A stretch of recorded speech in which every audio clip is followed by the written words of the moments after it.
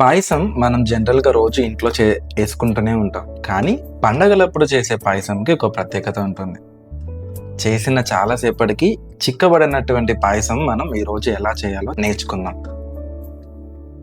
So, దేవి నవరాత్రుల సందర్భంగా ఈ మొదటి రోజు మనం పాయసం ఎలా చేయాలో చేసేద్దానికి నేను రెడీ. మరి ఇంకెందుకు ఆలస్యం? రండి మనందరం కలిసి పాయసం చేసేద్దాం.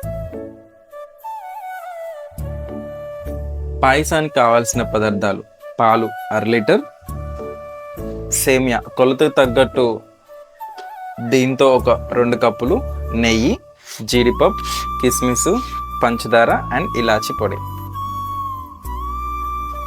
ముందుగా బాండీలో కొద్దిగా నెయ్యి వేసుకొని జీడిపప్పు, కిస్మిస్ లో ఫ్లేమ్ మీద గోధుమ రంగు వచ్చేంత వరకు వేపుకోవాలి. కిస్మిస్ ఎంత బాగా పొంగితే దానికి అంత టేస్ట్ వస్తుంది.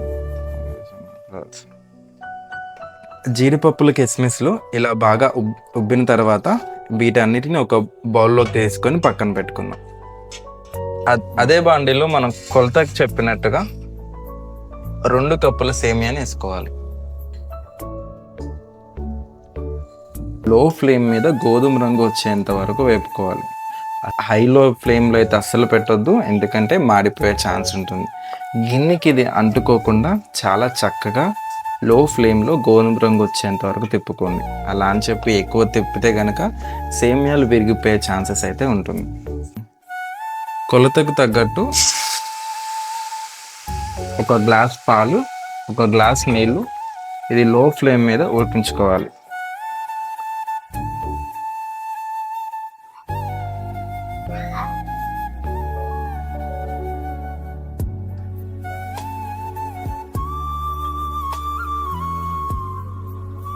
నీళ్లు పోసిన తర్వాత మీడియం ఫ్లేమ్లో 2 నుంచి 3 నిమిషాల వరకు ఇది చక్కగా ఉడికేలాగా మీడియం ఫ్లేమ్లో దీన్ని తిప్పుకుంటూ ఉండాలి. నీళ్లు ఒక పొంగు వచ్చిన తర్వాత అందులోనే మనం ఏదైతే 1 గ్లాస్కి వాటర్ పోసుకున్నామో అదే గ్లాస్తో పాలు పోసుకోవాలి. మీరు మొత్తం పాలుతోనే మరిగించుకోవాలి అని అనుకుంటే కనుక మొత్తం ఉప్మాలా అయిపోతుంది. సో అందుకని 1 గ్లాస్ నీళ్ళు, 1 గ్లాస్ పాలు పోసుకొని దీన్ని చక్కగా ఉడికించుకోవాలి. మ్యాక్సిమం 8 నుంచి 10 నిమిషాల వరకు మీడియం ఫ్లేమ్లో ఒక 2-3 పొంగులు వచ్చేంత వరకు దీన్ని ఉడికించాలి. నాకు ఇది పొంగు రావడానికి 8 నుంచి 10 నిమిషాల వరకు పట్టింది. సో ఇలా ఒక 2-3 పొంగులు వచ్చిన తర్వాత ఇది మంచిగా ఉడికినట్టనైతే మీకు అర్థమవుతుంది. ఇది చూడండి, మనం 1 గ్లాస్ నీళ్ళు, 1 గ్లాస్ పాలు పోసిన తర్వాత కూడా ఎంత చిక్కగా అయిందో. మొత్తం మీరు దయచేసి పాలతో అయితే ఉడికించుకోకండి.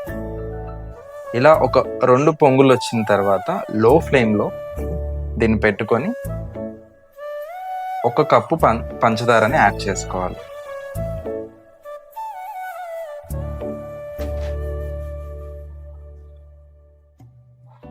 ఈ మిశ్రమం ఇంకొంచెం దగ్గర పడిన తర్వాత నేను మిగిలిన పాలు కూడా పోసేసుకుంటున్నాను. మీకు ముందుగా చెప్పినట్టుగా 1/2 లీటర్ పాలండి. సో ఎక్కువ దగ్గరగా అవ్వకుండా, అంటే మనం చల్లారిపోయిన తర్వాత ముద్దగా ఉప్మాలా అవ్వకుండా ఉండాలి అంటే ఫస్ట్ నీళ్ళు, పాలు మిక్స్ చేసుకొని మనం మిశ్రమాన్ని ఉడికించుకోవాలి. ఆ పాలు పోసిన తర్వాత మనకి మంచి పొంగు అయితే వస్తుంది. ఈ పొంగు మనకి ఎంత మంచిగా ఒక 2-3 సార్లు కనుక మీరు పొంగించుకుంటే మనకి సేమియా అంత మంచిగా ఉడికి చాలా థిక్ కన్సిస్టెన్సీ అయితే వస్తుంది.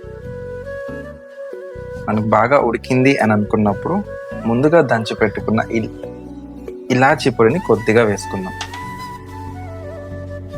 ప్రతి ఫెస్టివల్ సీజన్స్లో అయితే చిన్నప్పుడు మా అమ్మమ్మ కానీ మా నాయనమ్మ కానీ మాకు ఇలాగే పాయసం, ప్రతి స్వీట్ అయితే చేసి పెట్టేవాళ్ళనమాట. ఇప్పట్లో ఎంతైనా అమ్మమ్మలు, ఇది నానమ్మలు చేసిన వంట అయితే ఇప్పుడు నేను ఎక్కడా చూడట్లేదు. అమ్మమ్మ రుచి, నాన్నమ్మ రుచి అని ఇలా రెస్టారెంట్స్ అయితే మనకు ఉంటున్నాయి, కానీ ఆ టేస్ట్ అయితే నాకు రావట్లేదు. మా అమ్మమ్మ చేసే పాల తలకలు అంటే నాకు చాలా ఇష్టం అనమాట.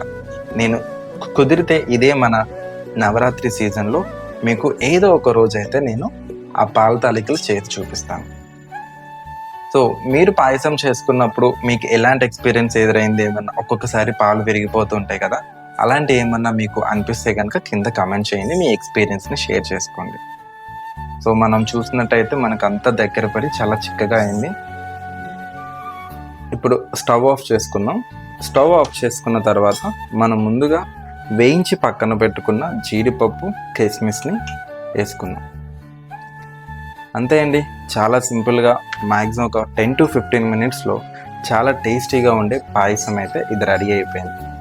సో మీరు ఇదే కొలతలతో మీరు ఒకసారి ట్రై చేసి టేస్ట్ ఎలా వచ్చిందో నాకైతే చెప్పడం మాత్రం మర్చిపోకండి.